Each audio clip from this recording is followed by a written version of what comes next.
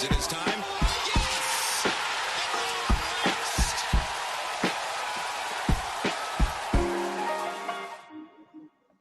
Hello, TL2, JL, Cam here, the Pitchmark Collective.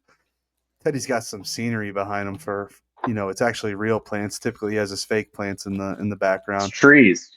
We got trees back there, Cam. He's got his forest green QZ Ralph Lauren on. He's styling.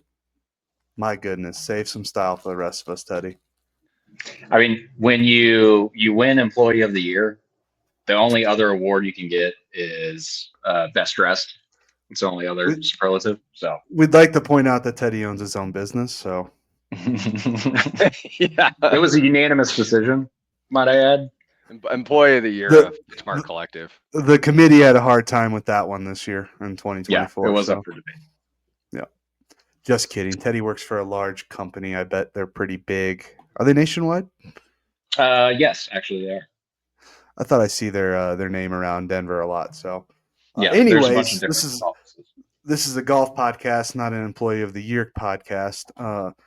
That being said, we should put it up to a vote. Who's the podcaster of the year when it comes to the Pitchmark Collective audience? Let us know in the comments. It's between three people. Could I vote right now? Yes, please. I would say probably Justin, because of his constant badgering of content and ideas and text messages. Well, if we're going off how people are voting, one of the viewers, Tyler, already voted against me, so he's going for someone else. Tyler made his vote very clear last week. On his little intro he gave himself, he just started pooping on you, Justin. So I was going to say Justin too, because of exactly what you said, Teddy. He's the engine that keeps this thing going, outside of the actual podcasting. Outside of that. I mean, I will say I'm probably the only lefty that can break 80. In the PMC community? Somebody at Tyler Bell. And Paul. I mean, our other lefty was. No, we can't have that. We can't have Paul in there because he's a pretty good stick, right? Yeah, he's trying to go pro. He's a professional. He's playing professional events. Paul's not the caddy, or I thought the caddy. No. The caddy was Skyler. So Paul Cleveland is. I switched Sky for short. Yeah. Which we need to do a follow up. We should have him back on. Yeah. Yeah. Speaking of, Justin, go and write that down. Put that on the document that we all have up right now. Can you type that in? Yeah. Anyways, we're only slightly off the rails, so let's just correct ourselves early on. We're going to talk about Pebble Beach. Rory takes it down. What is that? His 27th PGA Tour win? I think 27th. Anyways, we'll talk about that. We'll go through the Waste Management Phoenix Open, the Rowdy hole 16. What else we can talk about? TGL starts in a couple hours. We got Boston Common versus the LA Golf Club, which kind of it's like, why doesn't Rory play the Waste Management? Do we know? Has he released a statement why he just does not go to that tournament? I wonder if yeah, it's probably just like a scheduling thing because you got the Genesis afterwards. I think that's a little more. Genesis is now at Torrey Pines, so that'll be a little bit different. Up his alley. Oh yeah. Yeah, maybe I don't know. Probably something like that. So he's not playing so much golf. Oh, God forbid he does that. I'm just look. I don't know. I would be okay. I'd play every week. Right. Especially if you made 3.6 million the week before. And I'd be like, how much can I make that following week? How much can I make the next week? Yeah. I would take a week off after I made 3.6. No, I agree. Actually, I would probably be hard to find. I might take a couple weeks off. You'd pull a Bobby Mack? Yeah. Yeah. Just be on a bender for an entire week and pull out of any tournament. I'd look at my wife and kid. I'd be like, hey, see you in a couple You get weeks. It, right? Yeah. You understand? Daddy's not going to be home for a little bit. I will hire a nanny for the 2 weeks that you will not see me. Yes, or hear from me. No. I don't have a wouldn't kid. do that. It's easy for you to say that. Yeah, it is easy for you, Teddy. Yeah. All yeah. right. Well, we even just got further off the track, so that's great. Liv Talk is about under the winning lights. Liv is under the lights this week, which is kind of cool. Out there in where are they? Saudi Arabia. In enemy territory, but that's all right. We'll forgive them for that. Actually, it makes kind of sense, with the backers and the whole blood money thing. They're just going full into it now that I think about it. So, Might as well. Speaking of which, let's talk tariffs while we're yeah, Oh gosh, yeah. Let's bring up every good topic right Trump now. just strong arming Mexico and Canada like he's their big brother. I'm just kidding, guys. Teddy, give me your thoughts overall on Pebble Beach, the Pro Am, overall. AT&T. What'd you think of it? We had some weather, which is always good for, throwing a wrench in these guys' plans, right? Yeah, I think the wind made it interesting. We kind of talked about it last week where like what were we wanting out of this week? And I think we kind of got it. There's quite a few top players that were up there on the leaderboard on basically going into the weekend. And yeah, I mean, you had to play well to win, which Rory did, and he separated himself from the rest of the guys. Is 6 under on Sunday pretty good, or is that? I think so. I It's mean, pretty good. the wind wasn't as bad Sunday, but it still was blowing. You still had to hit the shots, right? It's true. That checks out. When You he still had hit to hit his 330-yard bombs over the corners. that tracer that they were showing when he got to it was hole 14, right? Hole 14 is that par 5. Yeah, it's hole 14 where he's just bombing it 50 And he yards just goes past everybody. straight over the tree, and you see everyone else trying to hit this cut around it. Well, that's what's crazy is like it just doesn't look like. I mean, it kind of helps when they get that lower camera angle, but I'm sure there's only 3 people that could even hit the ball that high, that quickly, and that long to cover that. Just And crazy. still go that far. Let's remember, Yes. it was flying 330 yards Yeah. in the air. He went Insane. on Sunday. He went driver 7-iron to like 15 feet and made the putt. When he made that putt, I like my daughter and I were watching, and we were home all weekend because she was sick. So I just watched an insane amount of golf. I watched every minute. Yeah, we could tell. of the coverage on Saturday and Sunday. And I was like, if he makes this putt for eagle, tournament's over. Like just done. Even if he makes birdie. Yeah, and all of a sudden he hit that drive, and I'm like, well, there's 4 days in a row that he's hit like the most perfect drive, a 7-iron into a par 5, and like just makes this game look so easy. Which, dude, he creates some serious club head speed for being 5'6". Like he's not a big, wide He's guy. strong, he's flexible, but he's kind of built. He is, and he works out and stuff. But like Sepp Straka's 6'3", and he was only hitting like 169 ball speed. Like I feel like Rory just has that swing too with the driver where it's like so free and there's no second thought or anything about what he's about to do. He hasn't questioned a driver shot in decades. Yeah. Well, was it 2 years ago when he was trying to like chase speed with like Bryson and stuff? He got a little wonky, but he got it back. Yeah. He hit driver on that hole on Friday, and that's when the wind was there, right? It was Friday. Yep. Yeah, he hit it 353 yards. Yeah. Well, and on the hole, just straight over the tree. I think there's 2 guys that create crazy club head speed. It's Rory and Xander. And Xander does it in a weird, effortless. Like he hits 191 ball speed, and you're like, "Whoa, what the hell just happened?" Yeah, it's a smooth 190. And you look at like Bryson, and Bryson hits 191 ball speed, and you're like, "Damn, that like watching him hurts my back." Yeah, and it's like such a change between the two. And then you got Rory sitting there, where it's like is aggressive, but it's not Bryson, and it's not as flowy as Xander. Like it just happens. But those guys, I mean, 191 ball speed's insane. Like that's getting up there, boys. Just a couple more stack sessions and you're there, though. Yeah, I think I'll probably hit that about mid-June this year. So yeah. I've got to say Pebble Beach, like obviously last year it was cut off, and it was only 2 days, right? Right. The year before, like I can't even tell you if I watched it or not, but I was so entertained by the golf that was actually happening this weekend.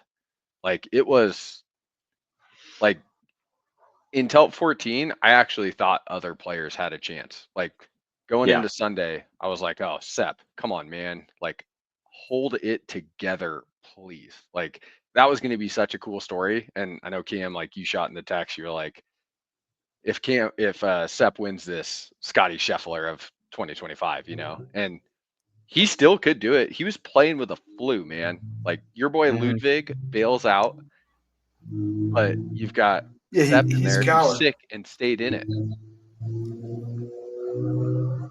Oh, the drag strip's open, huh, Teddy? Okay. He's got no comment. Yeah. There's nothing. What do you want me to do? It was really exciting, and then Rory made that putt, and it's like he's not going to screw this up. He's got, I think at that point it was a 3-stroke lead. Like that's probably what these guys want going into the last 4 holes on a Sunday is 3-stroke lead. Just made a sick, awesome eagle from hitting the ball a million miles in the air. Yeah, I mean he just closed it out. He went 6 under on Sunday. Like it's hard to lose when you do that and you're in the final group. In the top 10, what were like your guys most, like you guys were rooting for him, or it was like the most exciting part of the tournament?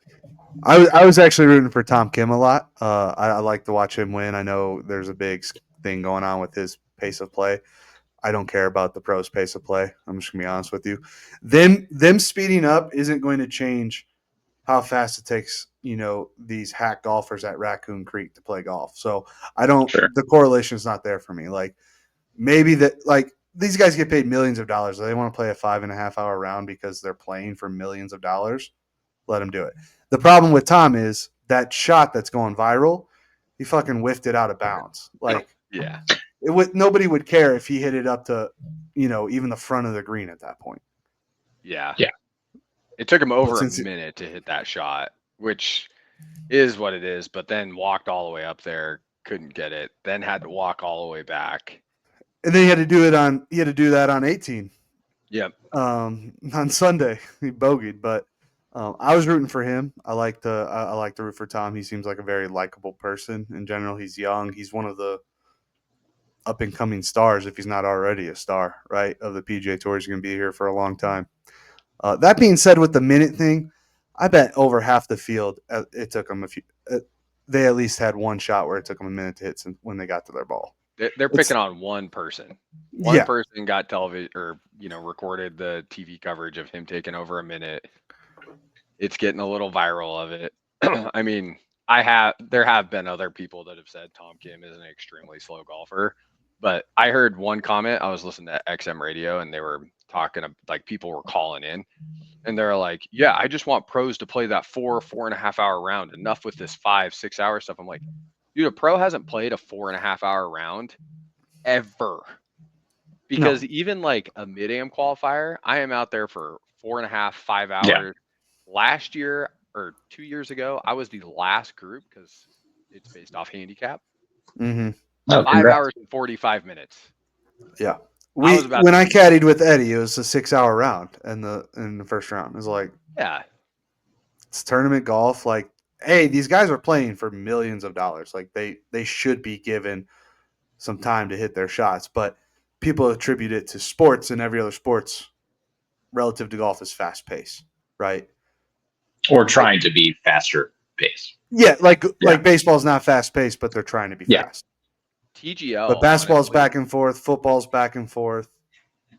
I know they didn't mean to do this, but TGL with the shot clock might have highlighted something very bad about golf unintentionally, and now everyone's gonna just like jump on the shot clock piece. I mentioned, I think it was 2 podcasts ago, I'm like, I think that shot clock is messing with those guys.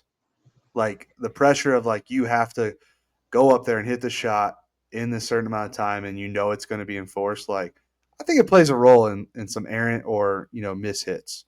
Yeah, I think it's just getting in that rhythm because the shot clock starts like immediately.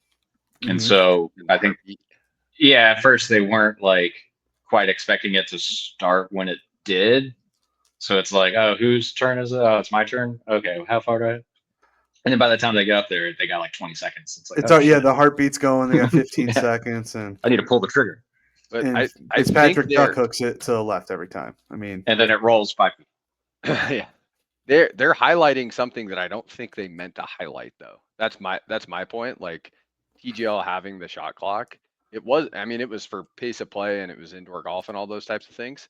But now like it's highlighting the PGA Tour, and I'm wondering if they're like, oh shoot, maybe we should have made it a minute or something, because now everyone wants a shot clock on the PGA Tour, and dude, that's not going to happen. There is not a chance in hell we ever have a shot clock on the PGA Tour. It works for arenas because they have the screens, they have the timers that they can show everybody. It's a If you try doing that in golf, environment. if you try doing that in golf, you're gonna have 18 people walking on each hole. Yeah. They already probably can't get enough volunteers at most of these tournaments, and now you want people. And how would a shot clock work anyways? Would it just be an air horn on the hole, like, hey, dude, air horn? Well, and like, what are you gonna You got do 10 when seconds. like Joel Damon and Higgs are flashing everybody in the crowd this week? Like, you're gonna want them to speed that up? No. well, I want that in slow mo.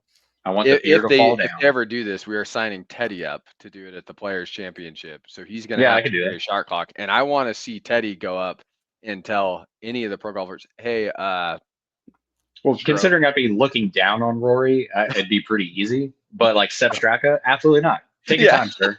Take as long as you want. Tony Finau. Rory, hurry up, Sepp. Take your time, sir. You're Yeah. a giant. Yeah. Hey, big fella, you're looking good. Yeah.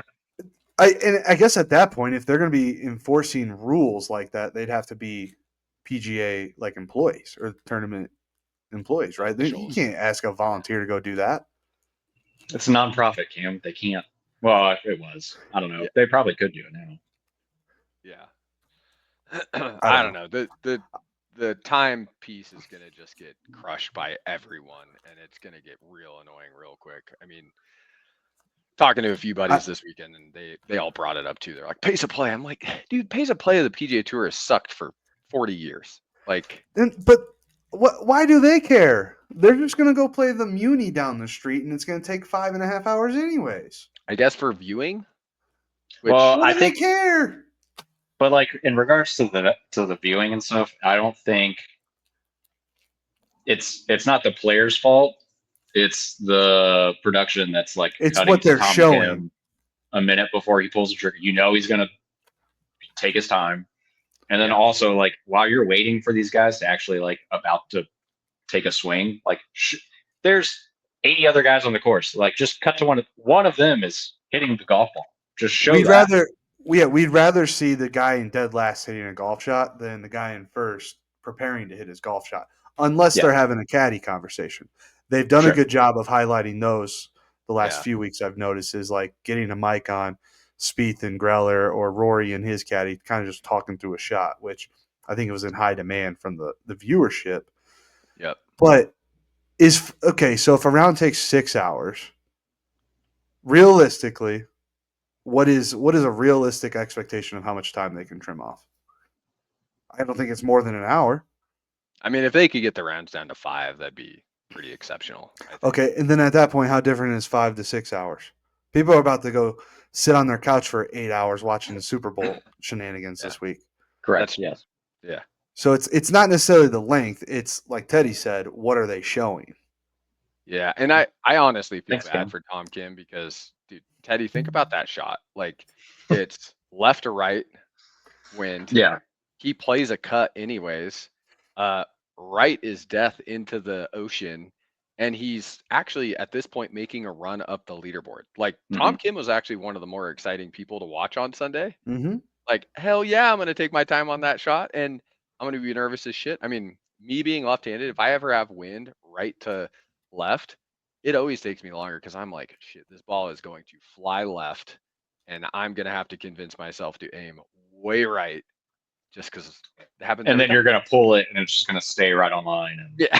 Yeah, exactly. I don't know where I saw it, but it was either on Twitter or like somebody commenting on just a shot in general. He's like, Tom Kim has literally the entire continent to the left. and he fans it way right. Yeah, I know. I'm like, yeah, no, that makes sense. I'd be aiming 4,000 feet left just to make sure it went left or stayed left.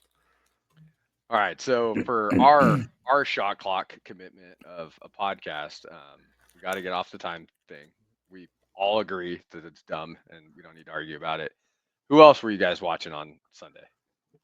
So I was pretty excited for Cam Davis. What hole was it? 4 or 5? Where he hit the other Where he golf landed ball? on I think it was Justin Rose. He Justin landed, Rose, yeah. He hits this great shot out of the rough, lands it right on top of his ball, gets a shit kick off the green into some thick rough, and then chips in. Yeah. And saves birdie. And it was like, all right, this is going to be kind of cool. But then he just kind of runs out of steam and isn't able to do it. Well, he had a clean card on Sunday. He just couldn't get any putts to drop. Yeah, 3 Did you birdies. see his The rest shot on pars. 18? Yeah, that was incredible. That was the most amazing wedge shot I have ever seen. Like in those roots, somehow picks it clean. He had roots on both sides of it. Somehow comes in steep enough, picks it clean, gets actually some I wonder, like, spin on it. I can't remember. Did they show, like, I want to see the close-up slow-mo of that ball. Because, like, does it hit the root and, like, put even more backspin on it? Like, that was crazy that he was able to spin it back off of that. I figured, I'm like, he could probably get this, like, putting, like, whether he's on the fringe or even just long, like on the backside of the green or something. Maybe into the first cut just a little. But the fact that he checked it literally to a foot from there, I was just like, that's the best shot of the year so far. And I think it has to be. That was amazing. What would be crazy if it actually mattered at that point? I mean, he ended at what? 17 under, so he lost, 17. But he was down 4 shots. I mean, but still just an incredible. From the roots, I'm like, guys, I'm kicking this out. There's just no need for me to hit or this. I'm chunking it and it's getting out of the roots, but now short of the bunker in the thick rough. And I'm still so you're going over the bunker still. Short-sided. Do you think Jim Nance was just like shitting his pants? Because that's like a $500,000 tree that they put in there. Like that's the cypress tree that is like planted, and he is just like, because I mean he is like the mayor of Pebble Beach, right? Like he loves Pebble Beach, lives there, and there's so much history there. Like I wonder if people were just going crazy, like, no, you have to move it or something. You can't hurt the tree. What if they had a local rule like anything within this circle of roots, you get a free drop? No dice. Yeah. Fun tidbit: Nance bought Scotty Scheffler's old Yukon. I saw that. Good for Scotty for riding it out. $50,000. It was for charity, and a Nance Yukon needed that has 175,000 miles on it. The used car market right now is just out of control. Wouldn't it be funny if like Nance got it and it just like reeks of like cigarette smoke and stuff? And it's like, what the hell, Scotty? He finds like a crack pipe in there or something. There's just a bunch of like those little single shooter bottles, like all in like the glove box and stuff. Yeah, that'd be funny. I mean, speaking of Scotty, he made a run. He got kind of exciting there for a little bit. He was flat on, Saturday, but Sunday he came out and there was probably 2 or 3 putts that he missed that were like, oh man. Early Saturday, he was like plus 1,200 or so. And I was like, I might want to throw a couple bucks on this because it's Scotty Scheffler. I actually put 20 on Rory to win a few holes into his round on Friday, and then the weather just started going down. But luckily, it paid out. It was only like $100 payout, but still 20 to 100, not bad. Yeah, I'll take it. I mean, I actually enjoyed. I was rooting for the old guy. I wanted to see Lucas Glover come in with the broomstick. There's something about his face. He was sub 70 every round.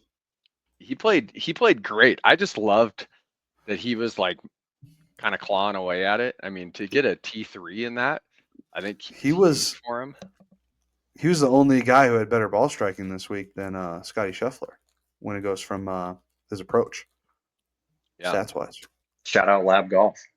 I wasn't rooting for him, don't get me wrong, but I thought when you said old guy, I thought you were talking about Justin Rose.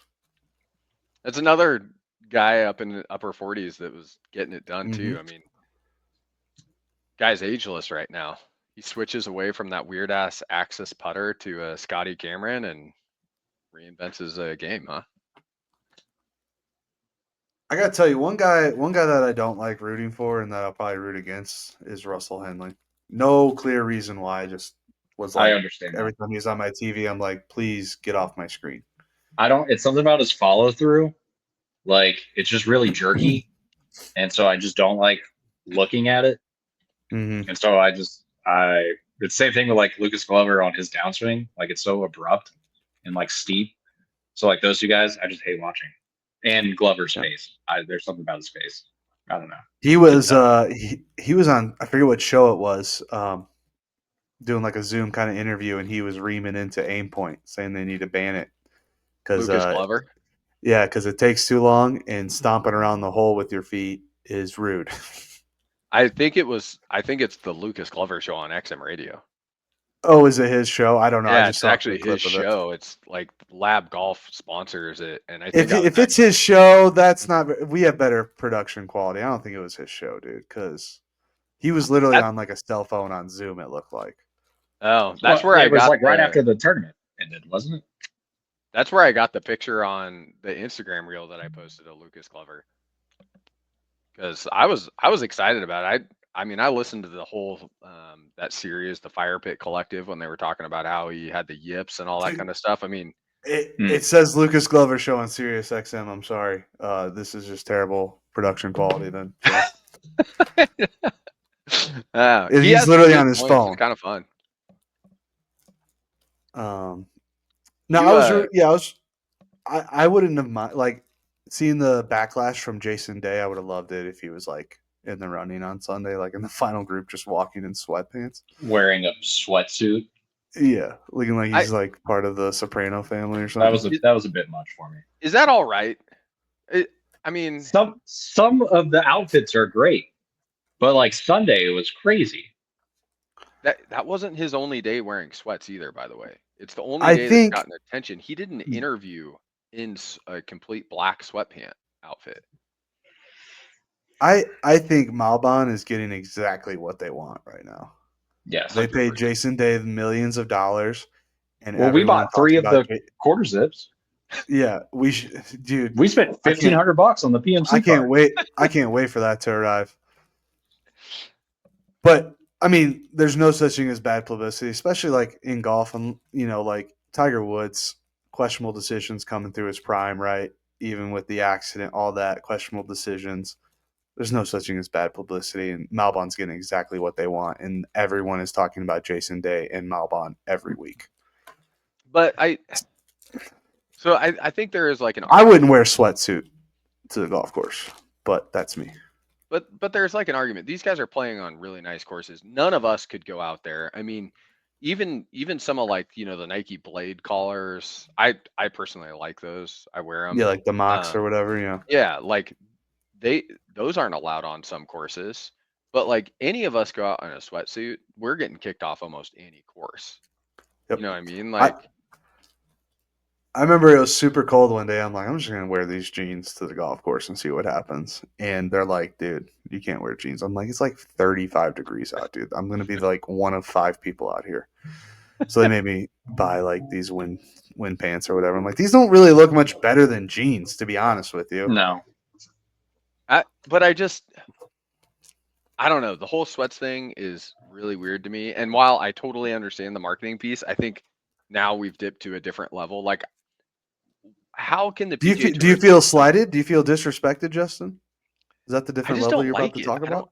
I don't know why. I think Justin feels disrespected as a golfer. That's one way you could take this, I guess. But how can the PGA Tour say something about the size of a logo, but not make sweats. him sweats? That's where I'm like, how does this argument even? Is that what the reasoning was why they asked him to cover up the Malbon logo is because of the size? Yeah, at the Farmers Open, they like the PGA Tour has specific dimensions that you can have a logo. Like for some reason, remember back in the day, the John Daly wind jacket that has that big Reebok logo. Apparently, that was out of the size dimensions, but he got through that somehow. But like now they're totally restricting all the Malbon stuff because the logos are so big. Well, the thing is too is like if you recall last year at the Masters, Augusta National asked him to take off that ugly. It looked like a Marlboro like cigarette pack sweatshirt. That's one of the better ones. So I want it, which I liked. My opinion. But Augusta's like, we're going to stand our ground. Like, we don't want that at our golf club. Which, like, you think Jim they Nance have that wants right. Jason Day in sweatpants on his like crown jewel Pebble Beach? Well, Jim Nance doesn't actually own Pebble Beach. He doesn't, but like the guy's like the mayor. He loves it. He's lived there forever. Like, you know what I mean? And the thing is, like, I bet if they're like, hey, Jason, you got to go change, dude. He'd be like, all right, let me hit this shot, and then I'll go change. You know, or like address it pre-round. Like you see him on the range warming up. Like send somebody like a tournament official over and be like, bro, what are you doing? That's not. They sent Teddy, like, and Teddy was like, hell no, I'm a volunteer. He's like, I love Jason Day. Why would I tell him what to wear? But I can go around with a tape measure and measure everybody's logos. That's what it comes down to. Excuse me, Tiger. Tiger, can I check your Sunday Red logo? Let me check that Slazenger. Hey, could you sign this by chance too, please? So it's just a rookie card. No big deal. I had this random thought that I sent to you guys this weekend, which I think is kind of fun leading into like Jason Day, right? I've always thought of Jason Day as Nike. I mean, I still see him in my head wearing Air Max 90s, the Nike hat with the swoosh. Like that's just what Jason Day has always been, that and TaylorMade. So Cam, I gave you 3 players to have like to switch out of the norm of what they would be. Rory, Colin, and Jordan Spieth. Obviously, we know Rory as a Nike like player. Yep. What would you put Rory into that would just like it'd make us almost think about Jason Day? It's like, oh man, this is so weird seeing him in a different outfit. Yeah, I said Puma for Rory because I think he likes soccer as a European guy, and Puma's is who I equate to soccer like apparel. You know, you got like the Puma shoes and all that. That being said, I don't think Rory would go for the super like brightness of Puma like Ricky does with the orange, and they're not like outlandish, but they're a little louder, you know, than I think Rory would go for. So I'd say Puma just based on the soccer thing, but they'd probably have to, you know, dim down the colors and whatnot a little bit for him. Do you think he'd wear a Hogan hat? Oh, like Bryson hat? I could see it. I bet he wears one when he like retires. Like yeah, I'd love to see Rory go back to the flat bill. He's a father now. He can't. Yeah, I like the young man's hat. It's a young man's hat. Flat bills are kind of out of style, if you ask me, for all around. I can't even. I used to try and wear flat bills. It was all right, but like even baseball wear like flat bill wears, they have a little curve to them now. Unless like maybe 1% leave it flat, but I don't like the flat bill. So Teddy, for you, it was Scotty, Billy, and Ricky. Who'd you give? You went from Scotty with Nike. What do you put in Scotty at a Nike? Scotty's kind of like he's that southern, big, kind of goofy guy. So, like, I could see him moving into like a Vineyard Vines sort of deal. Just that like Texas college frat kid, but he's like he just doesn't look like he should be. And like he looks like he on the weekends he wears a button up and some like Sperry's, like a southern. Like, yeah, so those guys you wear Vineyard Vines yacht shoes. Yeah, on his yacht. All right, let's go through these other 2 that you guys both have. So Colin Morikawa, what do you got, Cam?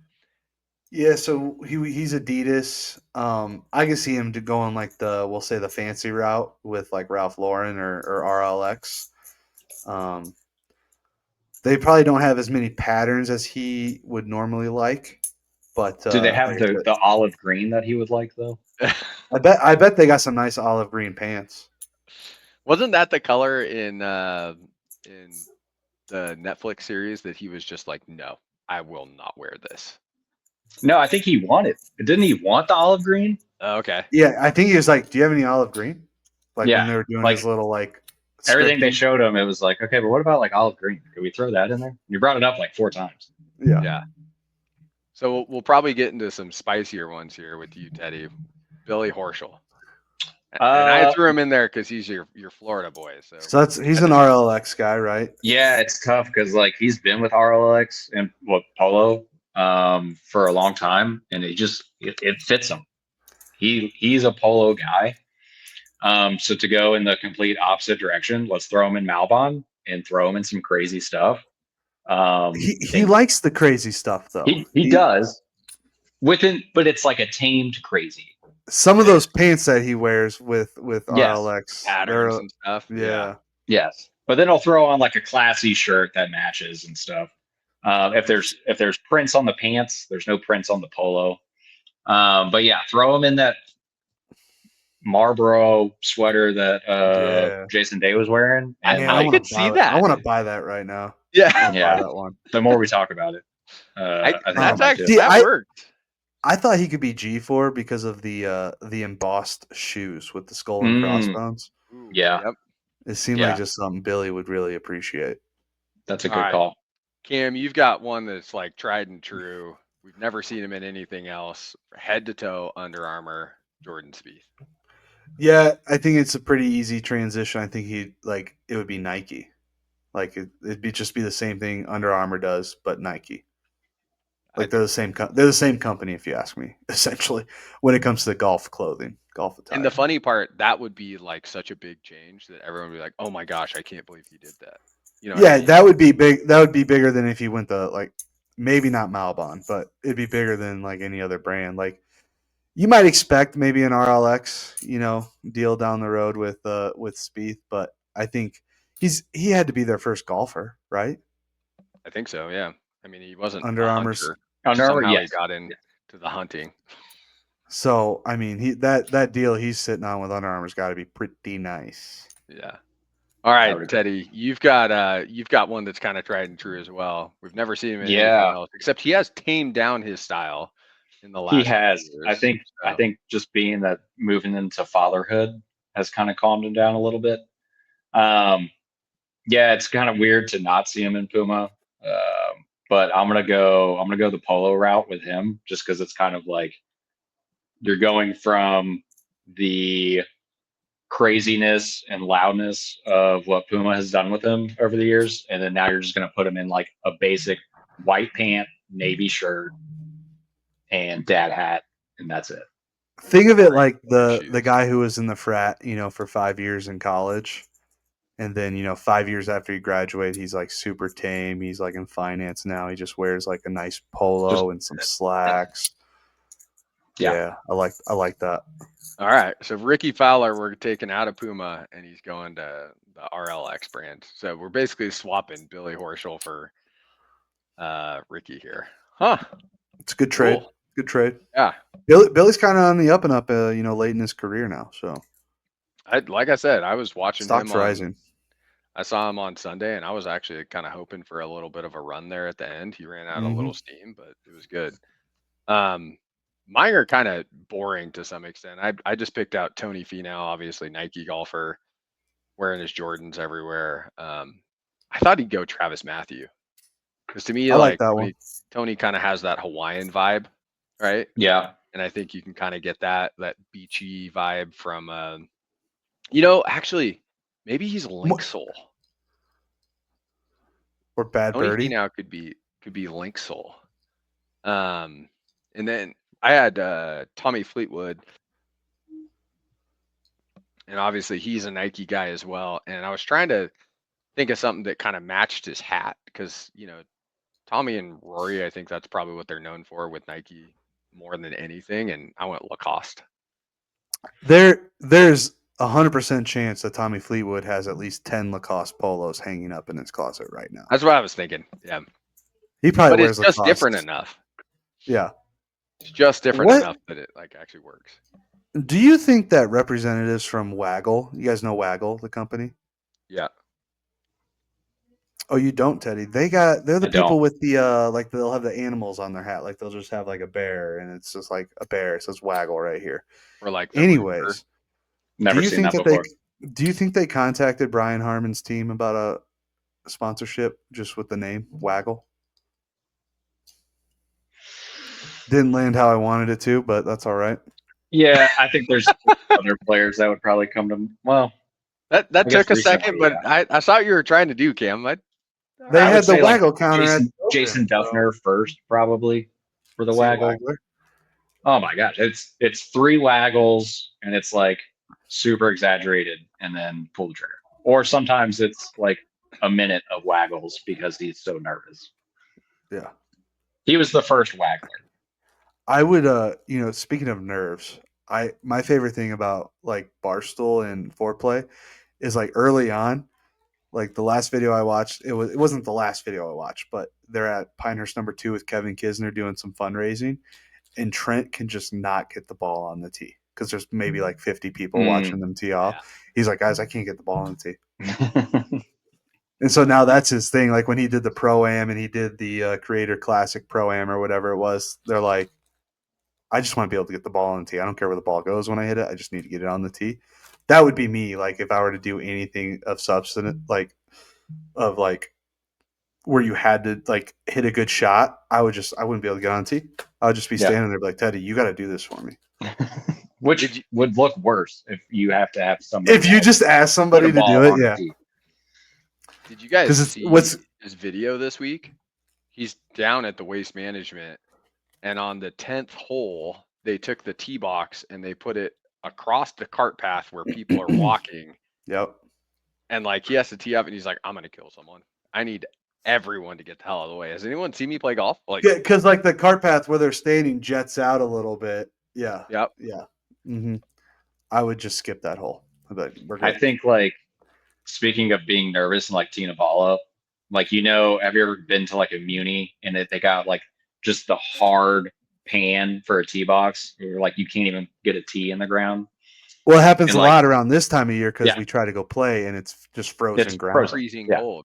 But so not only are you so nervous and shaking that like putting a ball on the tee isn't going to happen, but also like you can't even put the tee in the ground. You literally physically can't get the tee in the ground. So then at that point, just hit it off the deck and just pray.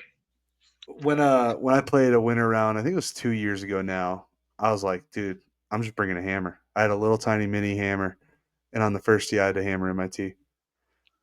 The old guys were like, "Can I use that?" I'm like, "Absolutely." Yes. We showed up at a place, and they had a drill.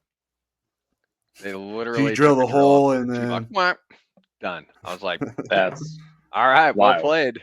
I get it." That's funny.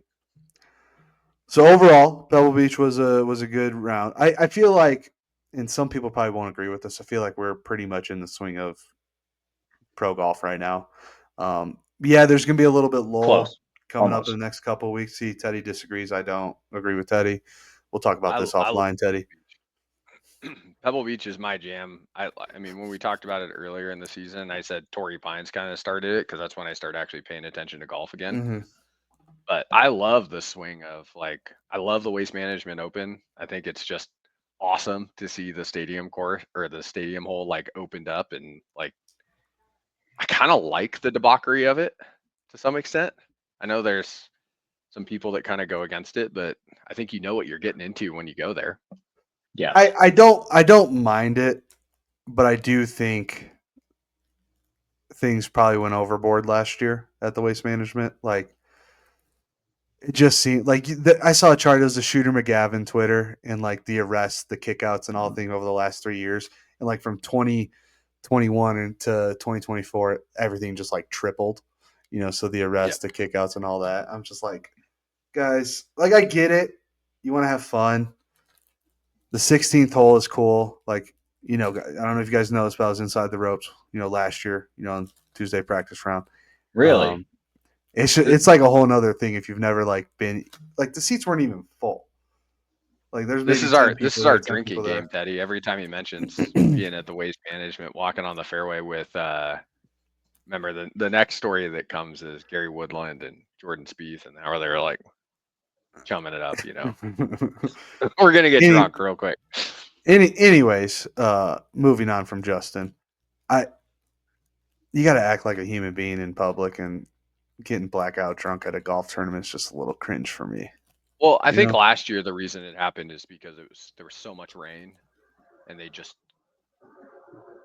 couldn't disperse, right? People weren't going to all the different holes. They were going to where their beer gardens were, the stadium hole, and they were just getting blackout drunk. So right. Which Teddy, do you like the waste management? I like the waste management. I think it's exciting. It also helps that like the Super Bowl, like most of the time you're not really planning on doing anything Saturday and Sunday anyways. Normally you're prepping to like go somewhere or have people come over. So it's a pretty cool event to just have on leading up to the Super Bowl, and having that sort of party atmosphere and environment just kind of like helps lead into the big game. Yeah. It's really interesting that they don't do a Wednesday through Saturday rotation. Like, kind of like the Farmers for the football. I get it. Like the football, the game starts at 4:30 my time, so it'll pretty much be over. But I think there was some overlap still. I actually had a buddy who went probably a little bit waste management and the Super Bowl last year. Yeah, because it was in Arizona. Yeah. Yep. Maybe that was why it made it a little crazier. Maybe it was just added people that were trying to do both events. Yeah. I don't know. Yeah. But no, I would go again in a heartbeat. I don't know if I'd want to go on Saturday. Like, it would be cool. I'm not in the stage of my life where I want to go get that rowdy at a golf tournament, but being in that stadium is cool. But it's just a cool course overall. I mean, it's got really good finishing holes that really after, I think, the 15th, so 16th, 17th, 18th, those last 4-3 holes, really good finishing. And I think it's a good place for the tournament, especially I think it's 17. That's a drivable par 4 on Sundays where they put the tees. So it'll make a lot of guys make a decision that it's going to make or break, whether they finish top 10 or outside top 20. And that's where Sahith put one in the water last year to lose it. Yeah, he didn't even really hit a bad shot. It just ran up to the left side of the green and funneled. Yep. I mean, it is a shorter course. It's 7,200 yards, par 71. So they can kind of get after this course. Yep. So Nick Taylor won last year. I think it was a pretty good tournament overall. It wasn't like he made a putt, right, to win. Yeah, on the last hole. Yes. Yeah. Yeah, so it was Nick Taylor. Well, no. Wait a second. It was Nick Taylor. Wait. Pulling it up right now. They were both 21 under par last year. So he made it for a playoff, and then he made another putt to win. That's right. And then tied for third. Charlie Hoffman. Yeah. Yeah, I remember Hoffman being in it. But tied for third is Teddy's boy that he woke up with just like morning wood about Sam Burns on Sunday. 59. Yeah. I wasn't too far off. Just want to let that be known. It was actually a really, really good leaderboard last year. A good mix of up and comers, vets, world number one Scotty. I mean, you had Nick Taylor, Charlie Hoffman, Sam Burns, Scotty, Sahith, Jordan Spieth, Maverick McNeely, another TL2 favorite there. You had Adam Scott, Kurt Kitayama, who somehow just like manages to play his way into a couple tournaments, top 10 every year. Justin and then Thomas, Cam Young. Andrew Novak shaping up to have a nice season this year. He's a new up-and-comer, right? So a lot of big names last year, and I think we can expect the same this year. I haven't checked the weather. Justin, that seems like something you might know. What's the weather supposed to be like? Yeah, I'm surprised it's not on the sheet. 83. I think it's been warm. There relative. I was in Phoenix last week, and it was like a high of 63. And then they got some rain, but today it's supposed to be. Today it's 83 degrees warm with a little bit of wind, but not much. Mm-hmm. Yeah. So good weather, probably be pretty low scores. Because like you said, Justin, last year there was a ton of rain. I think it was Thursday and Friday early in the week too.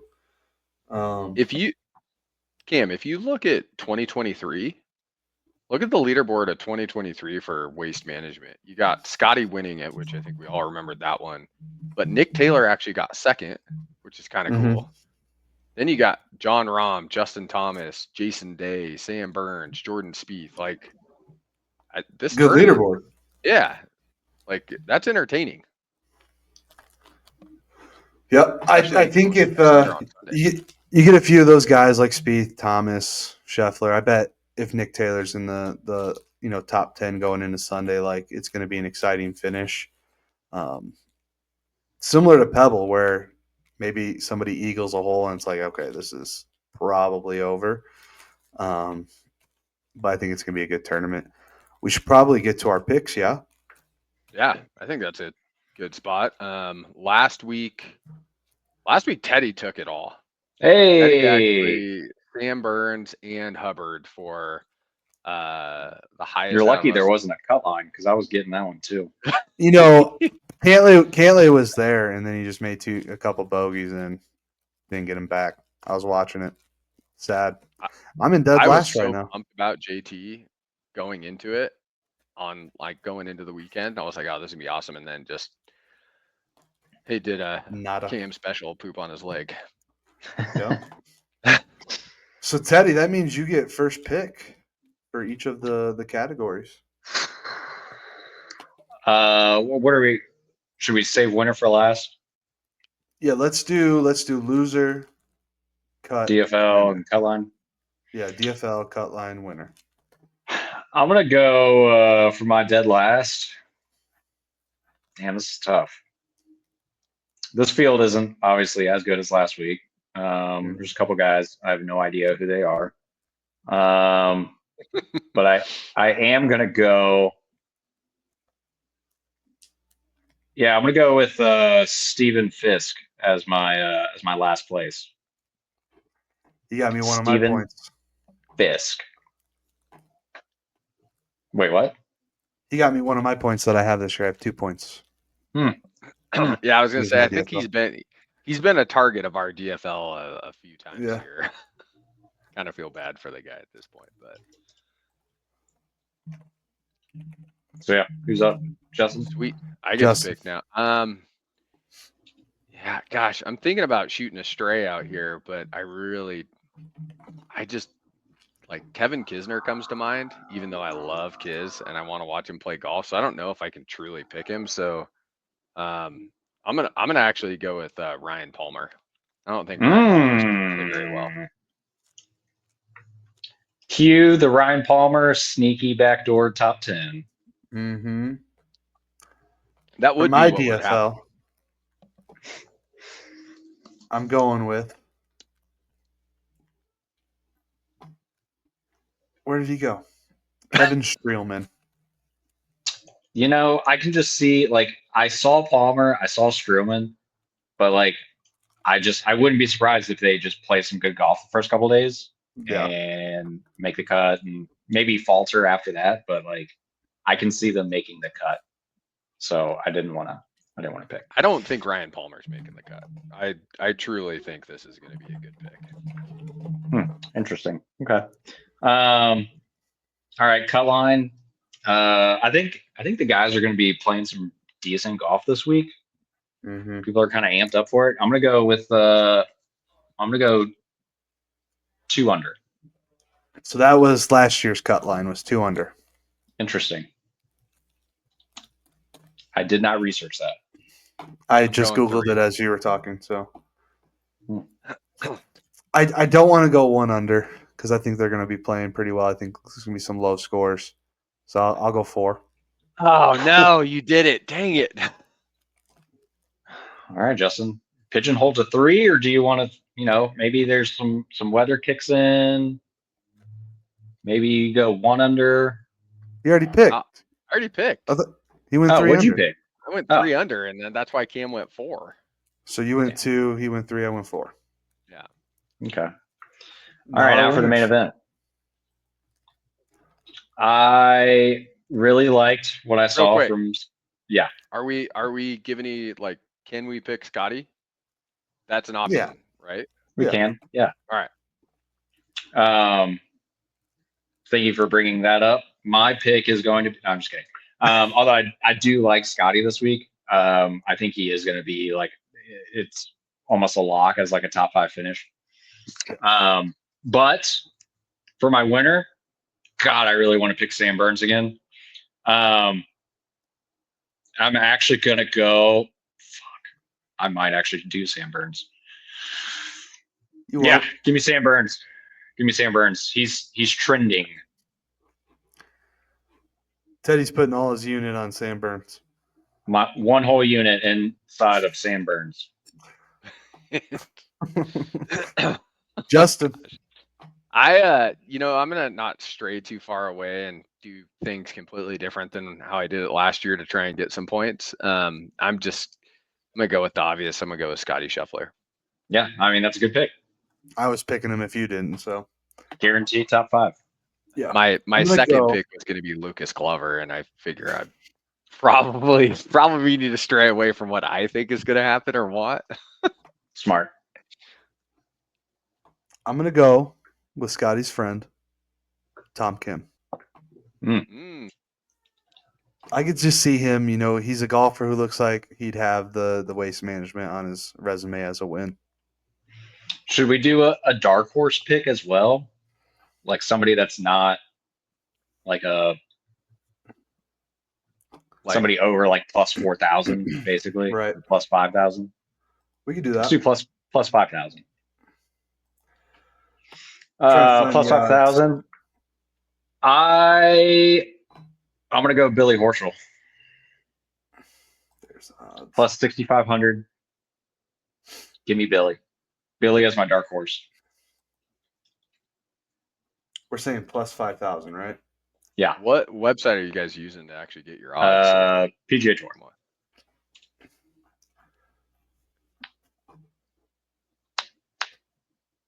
I'm gonna go, since Justin's pulling it up, I'm going Luke Clanton as an amateur. Ooh. Well, I kind of like that. That was actually one thing I wanted to chat about. Luke Clanton playing this weekend. It just seems like a tournament where he might feel a little looser because of the crowd, right? Like it's going to be more relaxed. Yeah. I'll say relaxed in the sense of it's going to be rowdy, right? So we'll see. That's who I'm picking, though, as my dark horse. I'm throwing Lucas Glover up there. He's plus 9,000. Okay. I figured he might be a little higher than that. Yeah. He's my dark horse with how he's playing, and he tends to go. He's very streaky. So yeah. At least when he's there's playing. A lot of guys I thought might be better odds, like Akshay, Wyndham, Cam Young. Yeah, that's why when I was scrolling down, it was like, damn, there's some decent names on here. But that being said, Scotty Scheffler's plus 280, and then the next best odds are Hideki at plus 1,400. So there's a very big gap.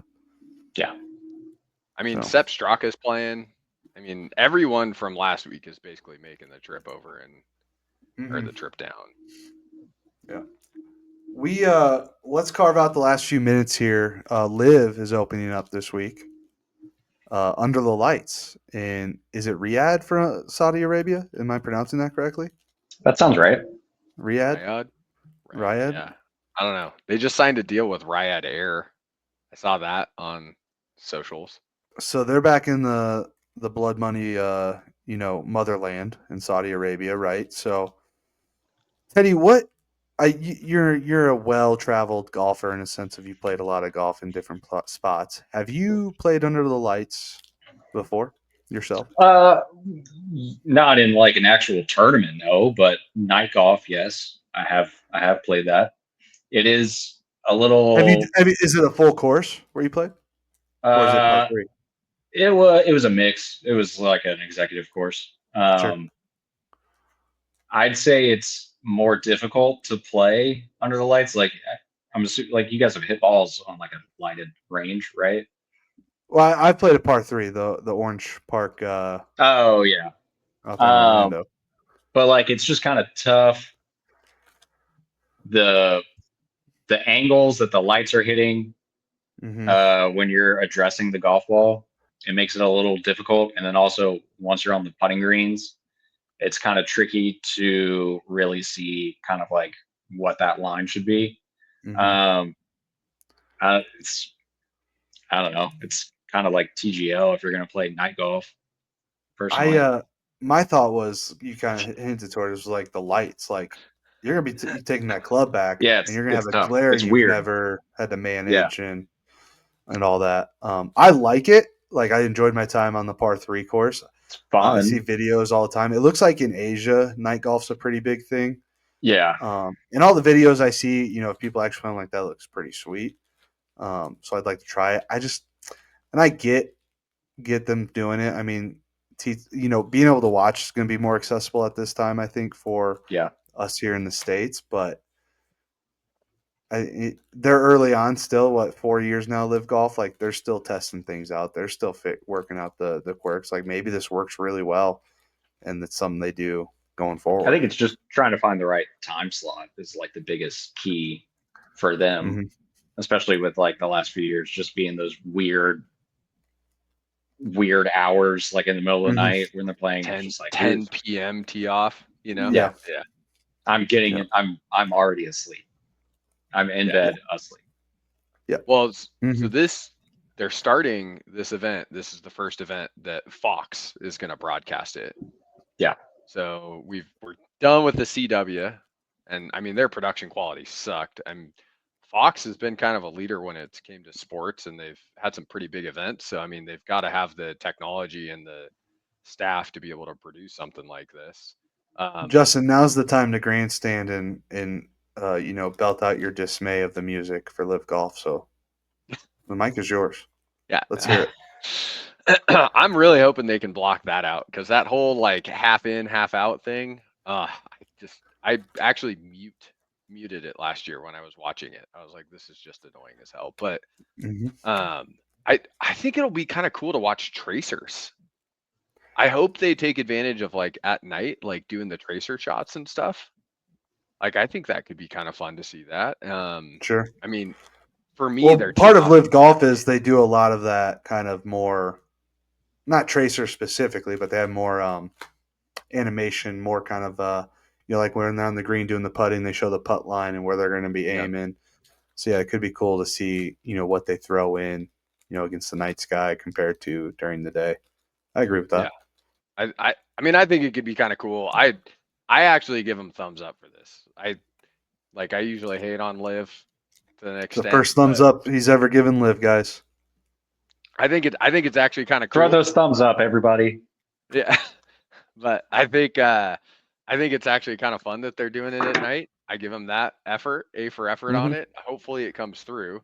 But I think it's also kind of cool that it's at 7 a.m. So you could watch golf in the morning, turn it on in the waste management later in the day. I mean, it's going to be like all day golf extravaganza. Yeah. Sign me up for that. That's one of the extravaganzas I want to be a part of. I'm gonna just send an email to Cam's a VP and just let her know. Yeah, because I don't have a direct boss right now. You might not get much production from Cam. You might want to remote into Cam's workstation here, because he ain't doing shit. There was one thing for the YouTube guys out there. Rick Shields, he's the official ambassador for LIV, which is kind of interesting. Did you guys ever get into Rick Shields, like YouTube wise? I can't stand him. I don't mind him. He's corny. He's not like a Bob Does Sports. He's not a good, it's weird. I like him. I feel like he's been doing it for too long to where like he just doesn't even really know he's just like trying to recycle whatever he's done in the past. And but his personality, like, he's just boring to me. So like him recycling stuff that he's already done 20 times, it's just like, all right, you still can't break 75. Like, we get he it. He has an incredible amount of subscribers in the YouTube golf space. Like, he was one of the first to start doing it. Yeah, but he has twice as many subscribers as the number 2 channel. Yeah, that's crazy. I mean, I get it. But he also probably has more reach worldwide for a longer time. Yes, Bob Does Sports. I gotta imagine that's a pretty centralized, like group. 95% of people are watching are from America, whereas Rick Shields is probably pretty not evenly split, but he's got market share in a lot of countries. Yeah, him and Peter Finch. I mean, I think I've watched 3 or 4 videos maybe, but I don't like Peter Finch. To it. I like Finch more. I don't even know if I've ever watched a complete video of Peter Finch. But for me, like Rick Shields, like watching him just deteriorate in a golf match, I just can't. I'm like, dude, this is your job. This is literally what you get paid to do. Like, come on. I don't know. It's weird. Yeah, but now he doesn't get paid to win. He gets paid to do golf. Yeah, that's true. Very true. I loved it when him and Bob Does Sports did their Guinness drinking. Yeah, that was great. Oh, it was so because they're drinking 9 Guinnesses in 9 holes. Like that's. But he'll never do that again. No, not at all. And he was coming up on time. Guinness is a good beer, though. By the way. Yeah, it's great. I don't like dark beer. Anyways, we're coming up on time. We have an announcement to make that 2 of us are finally meeting for the first time. Teddy and Justin are getting together in Savannah, Georgia, that is, to play a round of golf together. Yeah, it's going to be great. Really excited. Got the day off work, and this is happening. Yeah, I'm going to get out of the 5 inches of snow in the Pacific Northwest right now, and I was looking at Savannah. Dude, it's supposed to be 78 freaking degrees that day. It's going to be 78. It's going to be humid, brother. I am to the 5 inches of Teddy instead. Let's go. Oh, now I could probably talk my job into send me out there. I am so excited to just be in like the warmth. And where are you guys playing again? The Westin Resort or something? Westin Savannah Harbor Club. Golf club. It's right there off the water. Like from the pictures, they look like there's quite a few holes that are right there along the marsh and everything. Which that's one of my favorite things for the golf courses over here. Yeah. So yeah, it'll be good. Teddy, I haven't played like the South at all. Don't worry about it. But I haven't played in a month. It's not a big deal. No, I'm not saying that. You're going to struggle on the Bermuda. Yeah, shipping is not going to be great. Like, what is going on here? No, as long as we get a couple swing videos, I think we're fine. Yeah, I actually remember I did play a scramble in Florida, and I do remember the Bermuda. I took like a divot like this big because it just grabbed everything. But my question was around the greens. So like for me right now, like we're on temp greens, so there's only like we've got 5 temp greens at the course that I play at, and they are like rolling a 8. No, I mean 7, everywhere down here is gonna have really good greens right now. So oh my gosh, I am so prime time. It's prime time right there. Yeah, I mean, dude, your 3-putt average is gonna be go through the roof. Crazy. Oh man. So yeah, follow along Justin's grin. You guys will have. Oh, I will. I see. I got him notify me every time Justin misses a putt. Notify me. Yeah, and I get that next. And then you're nice because it goes off so many times over the course. Mm-hmm. Are you guys gonna Teddy? Have you recruited a foursome, or is it just gonna be you 2 and see who you get paired up with? What are you guys doing? No, I haven't recruited a foursome. I figured it'd probably just be us. It seemed like there was quite a few times, so it'll probably just be us 2. So it'll be nice. It'll be a nice little bro date. Bro date. Hot dog at the turn. Glizzies. Yeah. Sweet. Well, that'd be cool. Teddy, your tag below your name reminded me that you guys are getting together. So yeah, it'll be a good time. Looking forward to seeing the swing videos that come out of there. Maybe a little trash talk in the group chat. And I'll have FOMO. Flat out have FOMO. So as you should. We invited you, and you said no. You said no. Yeah, I mean, well, Teddy, to be honest, his wife said no. Was never a conversation. He wasn't. Justin, you're going out for work, Justin. So your expenses are paid for. Yeah. I broke the news to Brittany yesterday when we were getting groceries because she's been begging for us to take a weekend trip up to Savannah. But her work. No.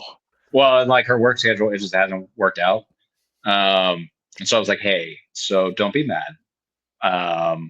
what I'm about to tell you. It's no big deal. I'll be home. It's just a quick day trip, and it's technically for work, so you shouldn't be too upset. But I am going to Savannah to play golf on Friday. So, and then she proceeded to get everything she wanted at the grocery store, wine, cookies. It didn't matter. So yeah, that's a fair trade-off. I mean, Yeah. a little higher Yeah, grocery bill. You get to make the drive to Savannah, go play golf with your homie. Yeah. Good trade. Good trade. It's fine. I'll take it. All right. Well, we'll have to do a little recap pod on that. Add it to our agenda for next week, and I'm excited to see how you guys play. Anything else you want to add? I think we've covered everything. We got as we close it out. Last comment. Are you taking Boston Common or LA Golf Club tonight? Well, Boston Common's my team. Boston Common. Yeah. Rory's playing. He's going to be dialed. He just won. He's like, I just got a check for, taxes. I just got a check for $2 million or whatever, so he's feeling pretty good. I'm wearing all black because I'm going with LA Golf. Okay. Well, that's why I'm wearing green for Boston. Let's see how it goes. There you go. All right, boys. Green hat on. All right, guys. Listeners, thanks for listening. We're the Pitchmark Collective on Instagram, YouTube, and Spotify. We'll see you next week.